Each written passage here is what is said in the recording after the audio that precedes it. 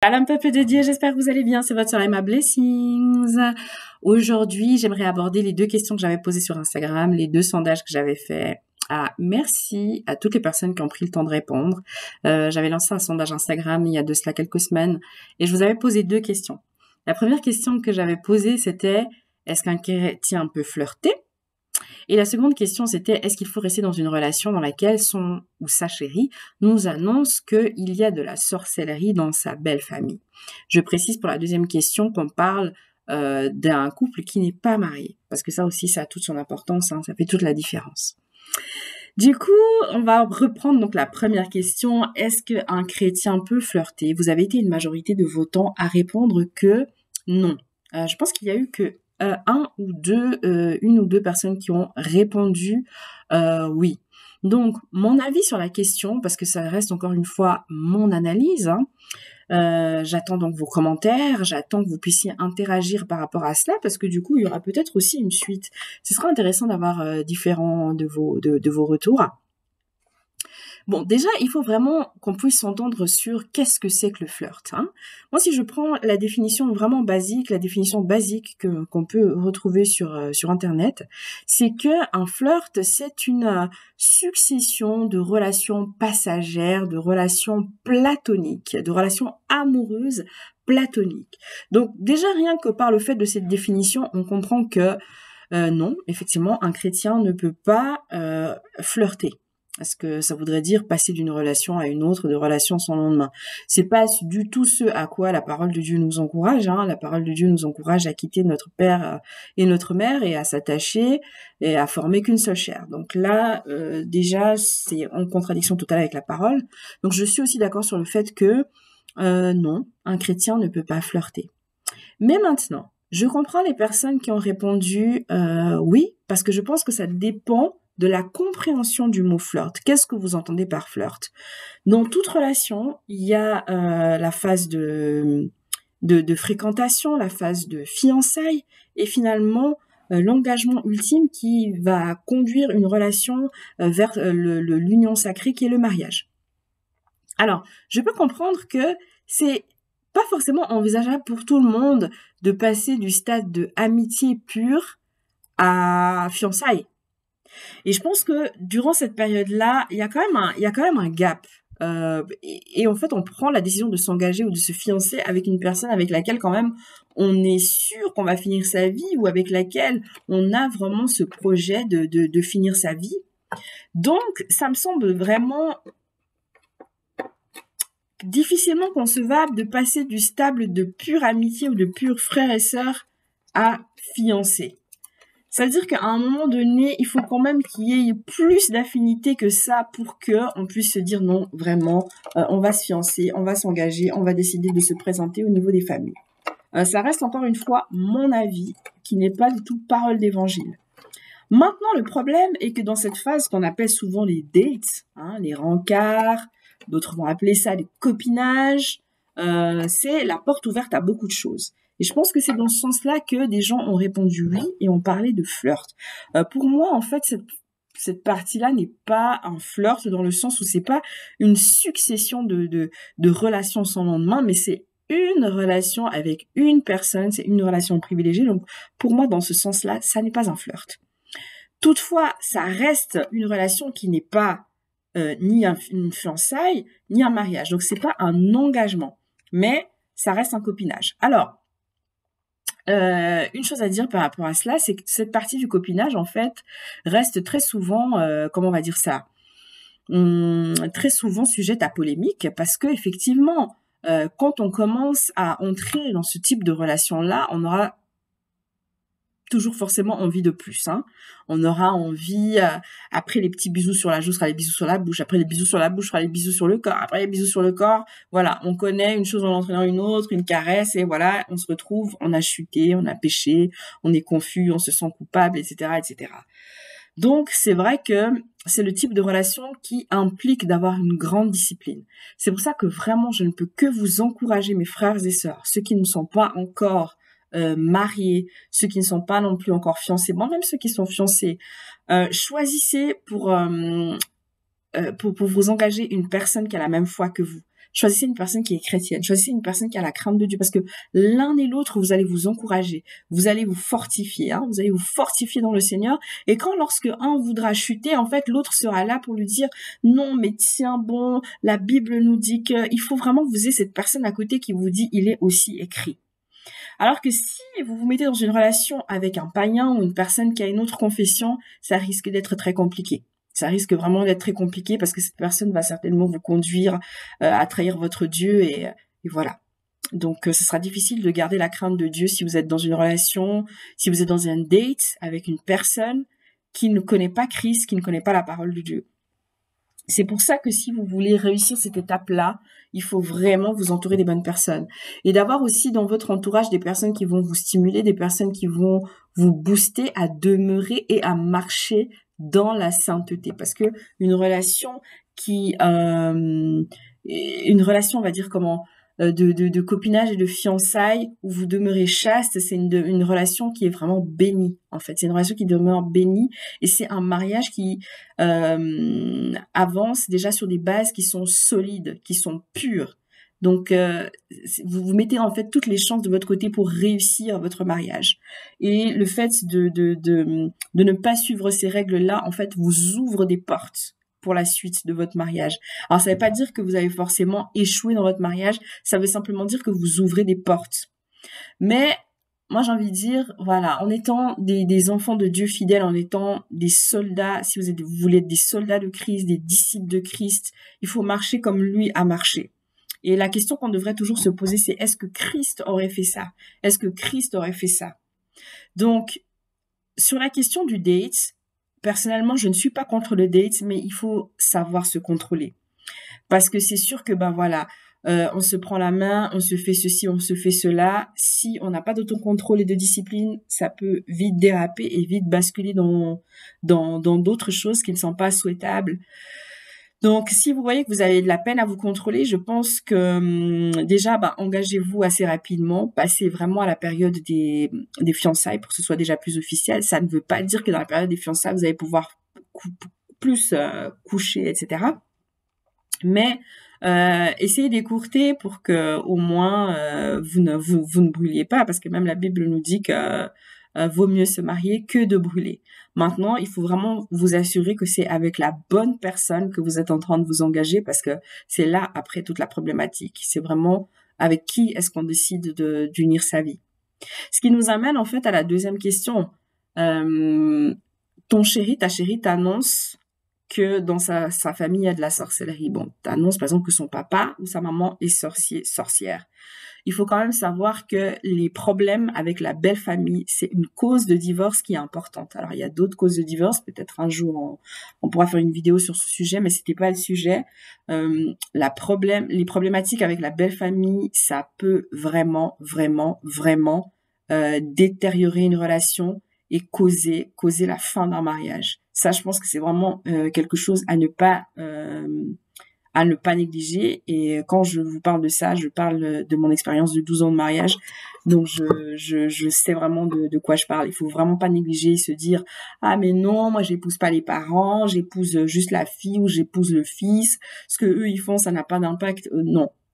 Tout ce qui se passe dans ta belle famille aura forcément un impact sur toi, et d'autant plus quand on est dans nos communautés africaines ou lorsque l'on fait des mariages coutumiers, c'est pas seulement deux personnes qui s'unissent, c'est l'alliance de deux familles, et ça il faut pas l'oublier. Donc je pense que c'est très important de savoir où on met les pieds et de préparer le terrain en conséquence. Ma réponse par rapport à ça, et je reste encore ma réponse, j'attends vos commentaires, je suis ouverte à la discussion et je vais publier même les réponses que je trouve intéressantes, et puis on pourra faire une suite comme je disais avant.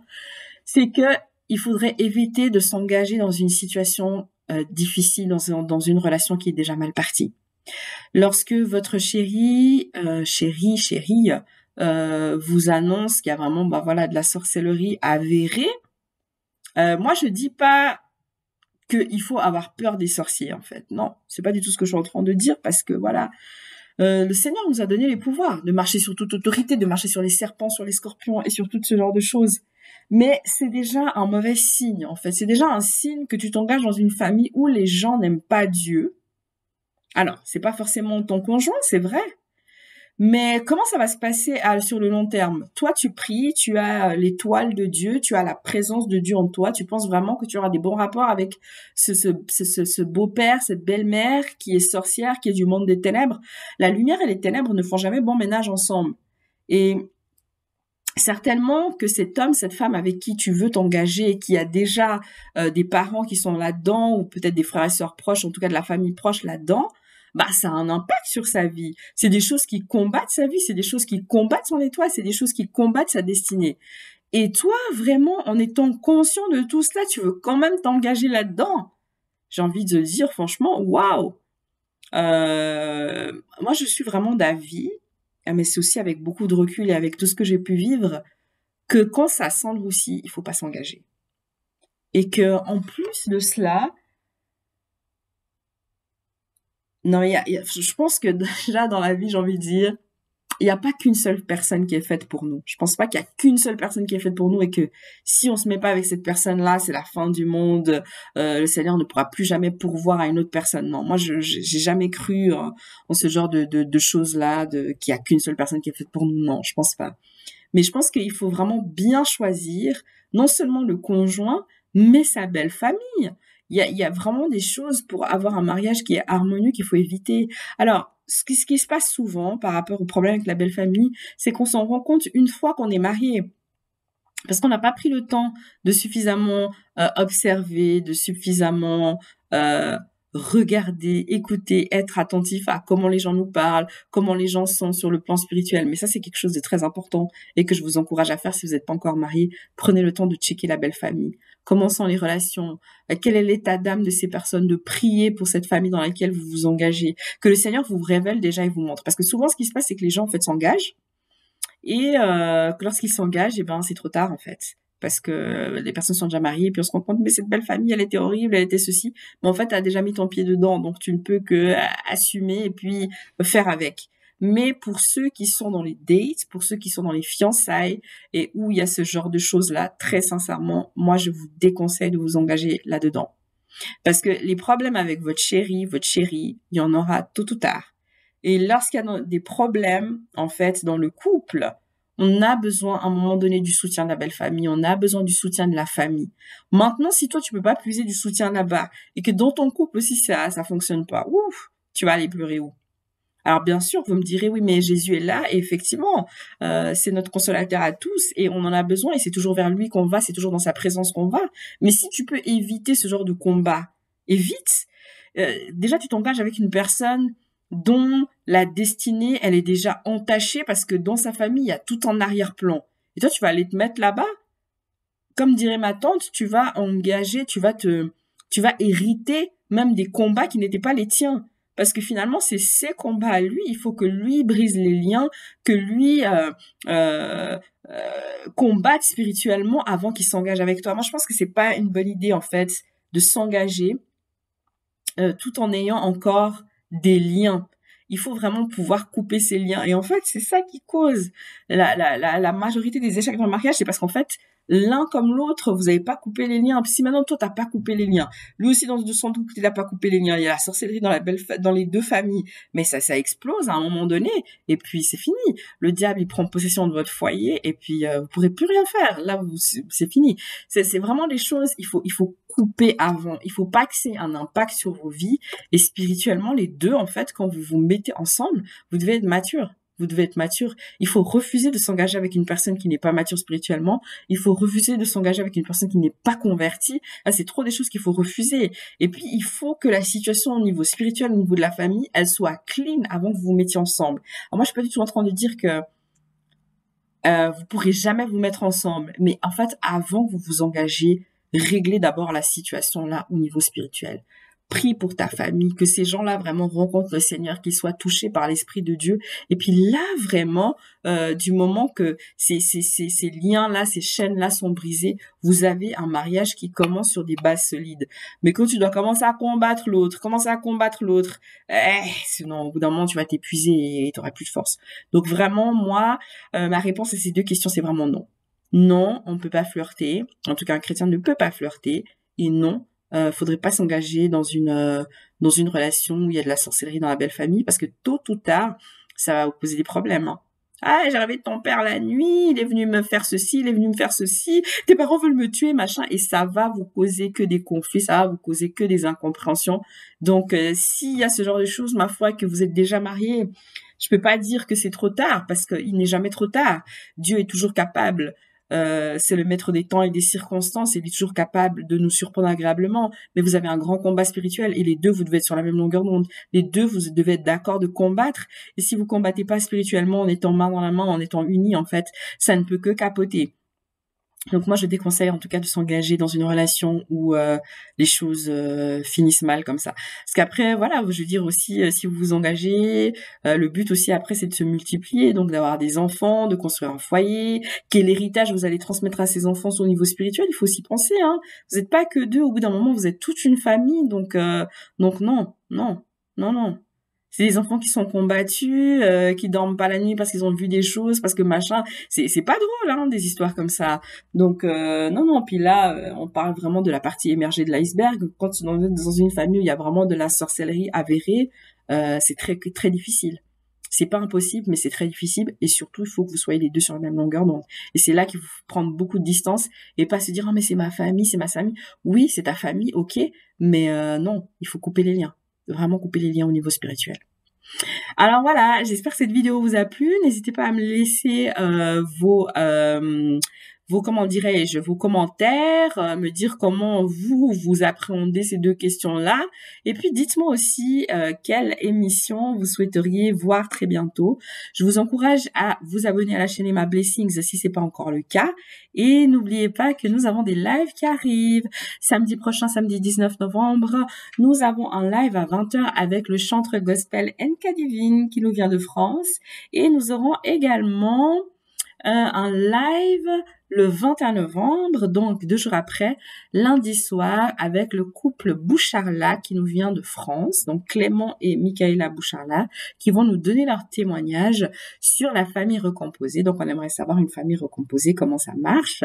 Si vous êtes curieux de savoir comment fonctionne une famille recomposée, si vous êtes sur le point de fonder une famille recomposée, si vous êtes dans une famille recomposée, ou même si vous êtes dans une famille, on va dire, beaucoup plus traditionnelle, mais que vous avez simplement envie de visionner ce live, franchement, venez, assistez, partagez, commentez, likez, vraiment partagez autour de vous. Que le Seigneur vous bénisse abondamment et je me réjouis de vous revoir très bientôt. Bye! Peace!